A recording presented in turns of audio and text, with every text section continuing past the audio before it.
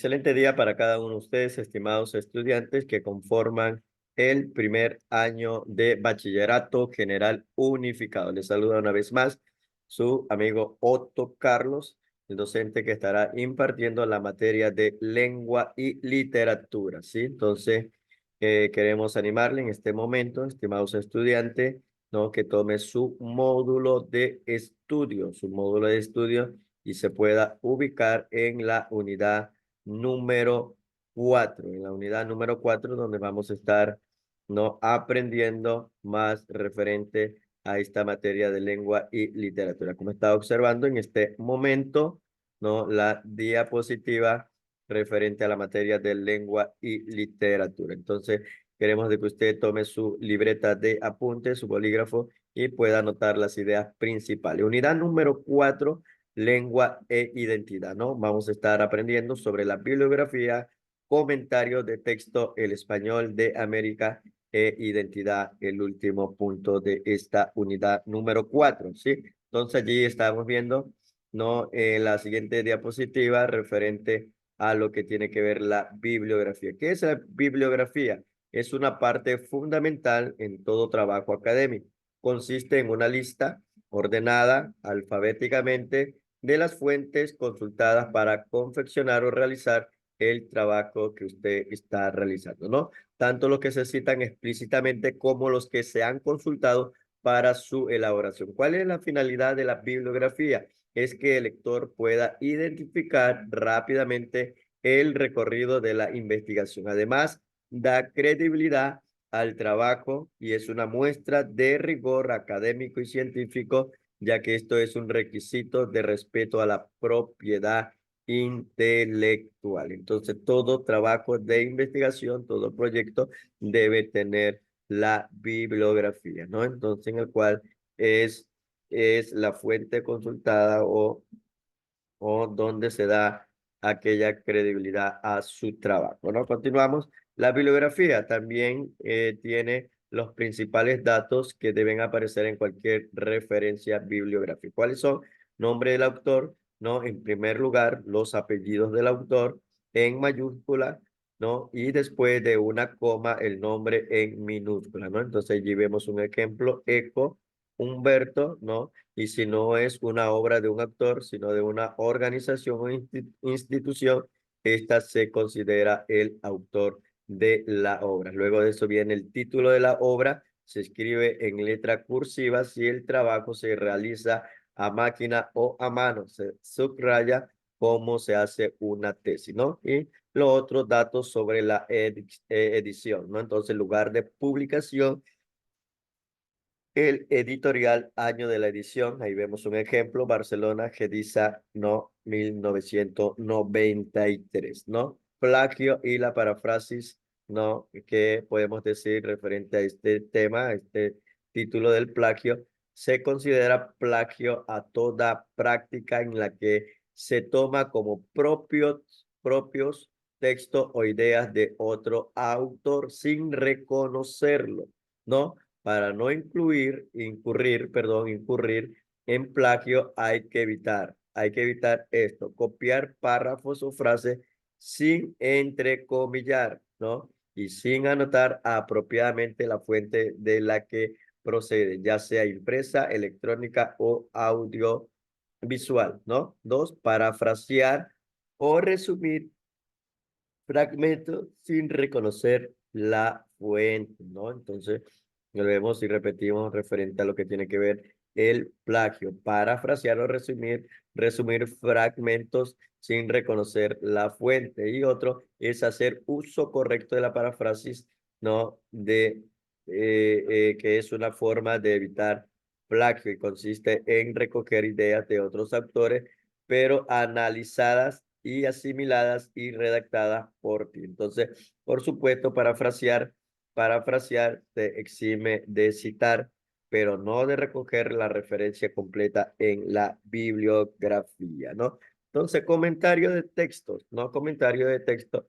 Comentar un texto consiste en analizar las ideas que expone y averiguar cómo están expuestas En otras palabras, se trata de realizar un estudio del contenido, temas e ideas que se tratan y de la forma, tipo de discurso, recursos. Se adopta dicho contenido. Este estudio nos permite después opinar con argumento acerca del texto, ¿no? Entonces podemos continuar con la siguiente diapositiva. Entonces existen distintas maneras de llevar a cabo un comentario. En este apartado te proponemos unas pautas y varias actividades a partir de la lectura del siguiente texto. Entonces, la primera fase es estudio del texto, ¿no? Entonces, como primer punto dentro de esta primera fase es la lectura y la contextualización. Mire, todos estos detalles, todos estos puntos, estimados estudiantes, muy necesarios para que usted vaya teniendo en cuenta a la hora de realizar su proyecto, su trabajo de tesis o su proyecto, ¿no? Entonces, todas estas fases, ¿no? Que usted tiene que ir realizando para poder presentar su proyecto. Entonces, allí podemos ver el primer punto de la primera fase es la lectura y contextualización, que es la lectura comprensiva, comprensiva para entender el texto, ¿no? Debes leerlo tantas veces como sea necesario. Para tener una lectura comprensiva, usted debe leer el texto tantas veces, varias veces como sea necesario. Para ello, es importante que conozca los significados de todas las palabras que aparecen, ¿no? En caso que desconozca algún significado de alguna palabra, entonces lo que tiene que buscar, ¿no? El significado de aquella palabra. Entonces, también podemos tener en cuenta sobre la contextualización. Esta fase consiste en analizar las circunstancias en las que ha sido escrito el texto. Entonces, la época, el autor, el emisor, obra a la que pertenece el receptor. Esta información mejorará la comprensión mucho, ¿no? Entonces, primero continuamos con la primera fase del estudio del texto, ¿no? El segundo punto de la primera fase del estudio del texto es el análisis del texto, ¿no? Dentro del análisis del texto, no forma en el cual debes indicar a qué tipo de texto corresponde el fragmento que has leído,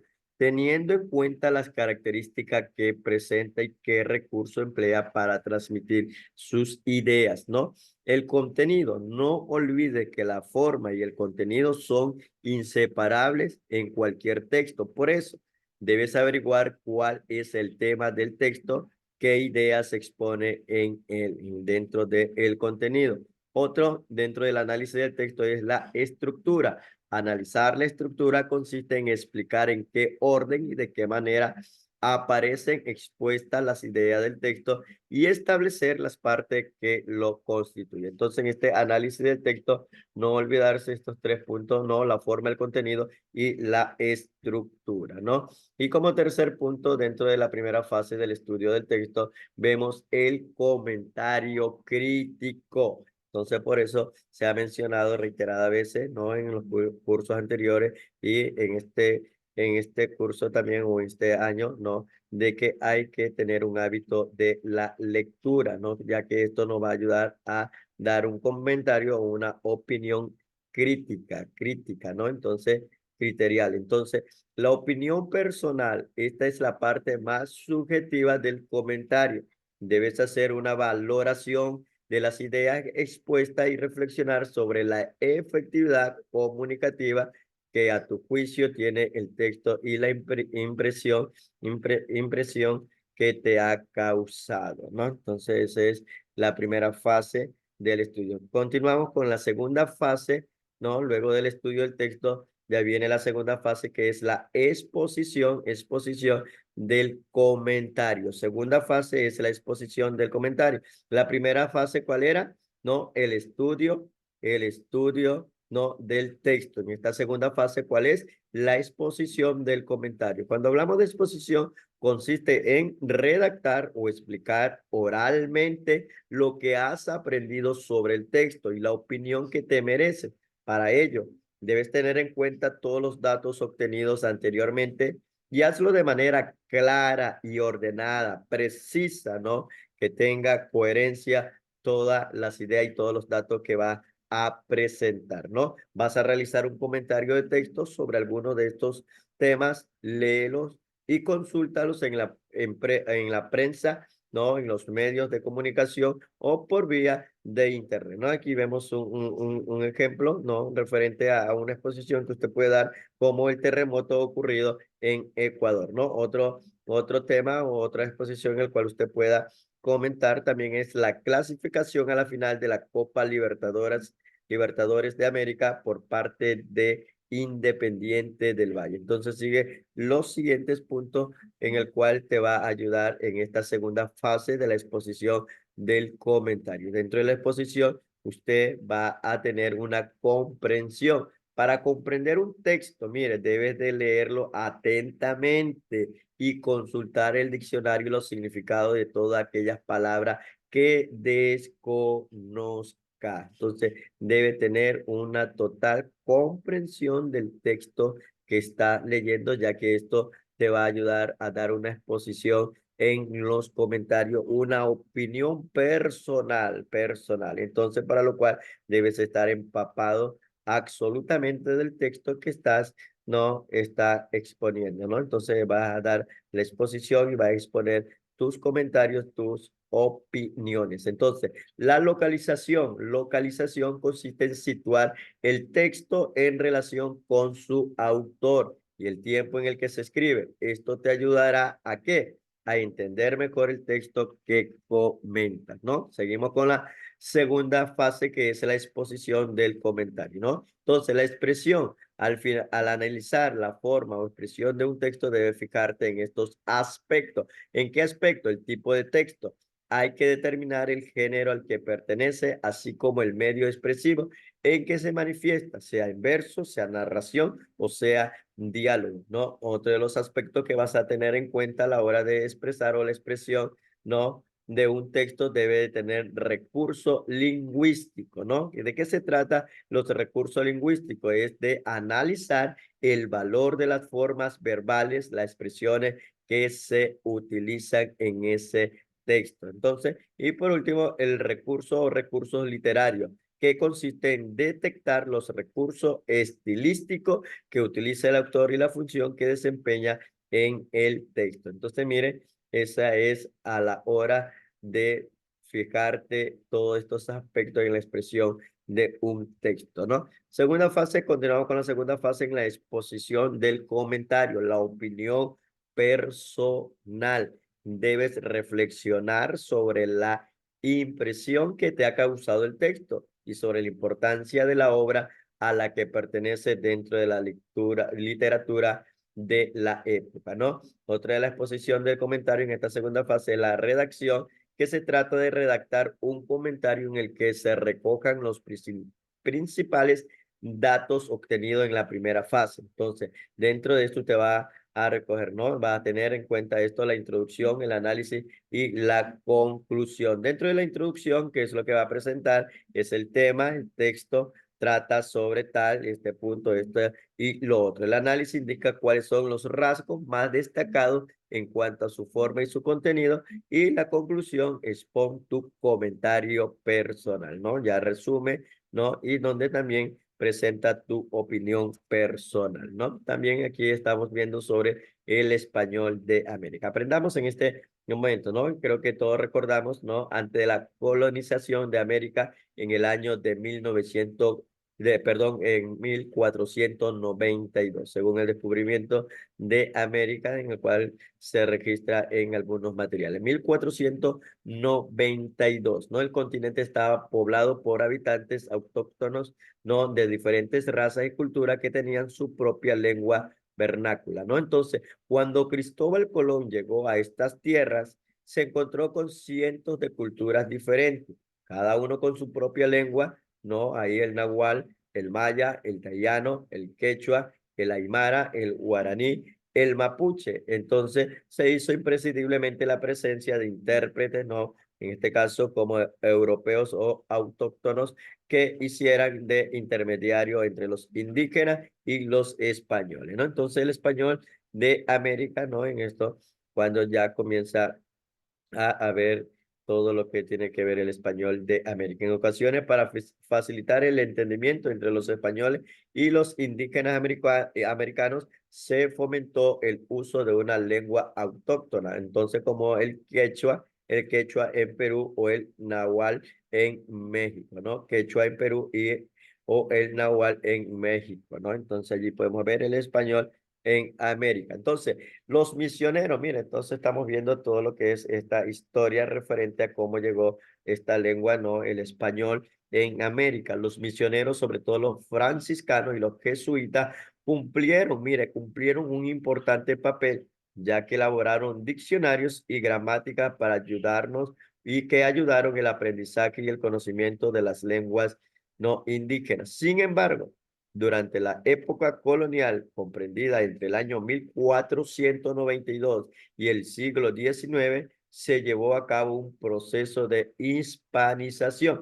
es decir, se implantaron la lengua y la cultura hispana en los pueblos que habitaban aquellas tierras. No, el español se convirtió en una herramienta de control y de comunicación muy valiosa para los conquistadores y los misioneros, ¿no? Cabe destacar que en el mismo año de la llegada de Colón a América, se publicó la primera gramática de la lengua castellana, ¿no? Entonces, de Antonio de Nebrija, ¿no? Entonces, ahí Antonio de Nebrija, ¿no? Esta obra se utilizó como modelo normativo para facilitar la enseñanza del idioma a los indígenas, ¿no? Allá podemos ver los grupos andino, ecuatorial, ¿no? Referente a todo esto de lo que tiene que ver las lenguas. Entonces, allí podemos ver quechua hablada principalmente en Perú y Bolivia por 6 millones de indígenas, ¿no? Fue la lengua oficial del Imperio Inca.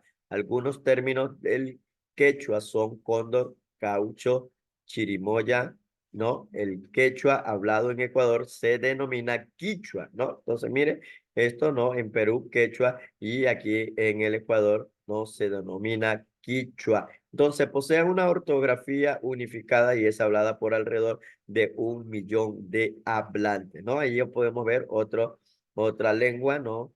¿No? De lo que tiene que ver aquí en América, ¿no? Es el Aymara. Aymara, ¿no? Precedió al quechua en Bolivia. Fue la lengua más hablada en la zona de los Andes, ¿no? Del Aymara proviene del Aine, préstamo, sora, maíz germinado y chinchilla, mamífero roedor. Continuamos con los grupos andino ecuatorial, ¿no? Arauaco, ¿no? Esa lengua autóctona de los pueblos indígenas de las Antillas. Términos araucos, araucos, ¿no? Son cacique, caoba y colibre, ¿no? Araucano, conocido como mapuche, ¿no? Mapudungun, ¿no? Lo hablan casi 1 millón de personas. ¿A dónde? En Chile, ¿no? Araucano, ¿no? Araucano hablan casi 1 millón de personas en Chile, ¿no? Las palabras que provienen del araucano son quila, caña, quiaca, que es árbol, sumel, calzado, semejante a las botas. Y por último podemos ver guaraní. El guaraní, lengua hablada principalmente en la zona de Paraguay, el guaraní, que son palabras guaraníes, ¿no? Camarú, árbol, maracaná, papagayo, ¿no? Entonces, la identidad, ¿no? La mitad de las 7.000 lenguas que se hablan en el mundo están en peligro de extinción y podrían desaparecer a lo largo de este siglo. Entonces, más de la mitad de las lenguas habladas en el mundo no están documentadas por escrito, lo cual provoca que muchos idiomas desaparezcan al morir el último hablante. Entonces, la situación es especialmente no grave en algunas zonas de América Central y del Sur. Entonces, en el norte de Australia, en la meseta noroeste del Pacífico y en Siberia Oriental y en el sureste de Estados Unidos, ¿no? Como ha resuelto un estudio elaborado por National Geographic, ¿no? En colaboración con el Instituto de Lenguas Vivas para los idiomas en peligros, ¿no? Entonces, la identidad, según uno de los responsables responsable de este estudio, David Harrison, el 80% de la población habla 83 grandes idiomas, mientras que existen miles de pequeñas lenguas que solo utilizan el 0,2%. Por ejemplo, Bolivia tiene el doble de diversidad lingüística que toda Europa, ya que cuenta con 37 lenguas y 8 familias lingüísticas. Miremos ese dato en Bolivia. Entonces, agradecerle a cada uno de ustedes, estimados estudiantes de primero de bachillerato, no, de bachillerato en esta unidad número 4 en el cual hemos estado aprendiendo. Entonces eh, queremos animarle, motivarle a que puedan seguir, ¿no? En sus estudios académicos, ¿no? Esforzarse un poco más y que ya están a la vuelta, ¿no? Ya para concluir sus estudios, sus estudios, ¿no? Entonces, animamos a seguirse esforzando y quiero dejarle con ustedes, ¿no? Un video, ¿no? Que va a aportar también para la explicación que he estado mencionando. Entonces, le esperamos en la siguiente unidad, número 5, ¿no? Entonces, le esperamos. Que tenga un buen día. Importancia de incluir referencias bibliográficas en sus textos. ¿Sabes qué son las referencias bibliográficas?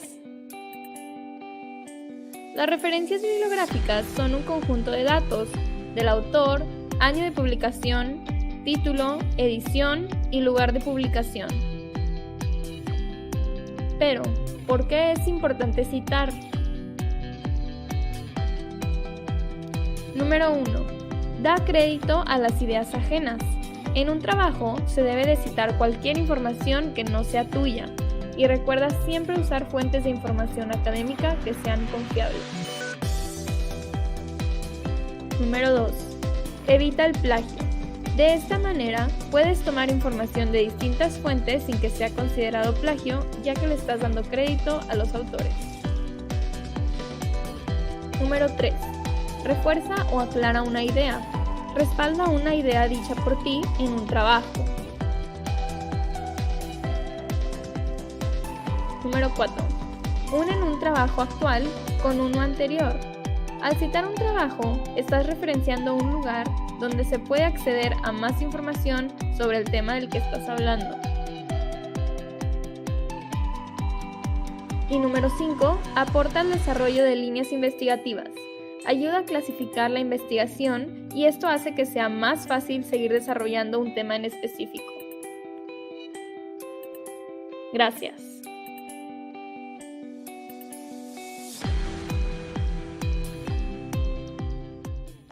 Created using Powtoon.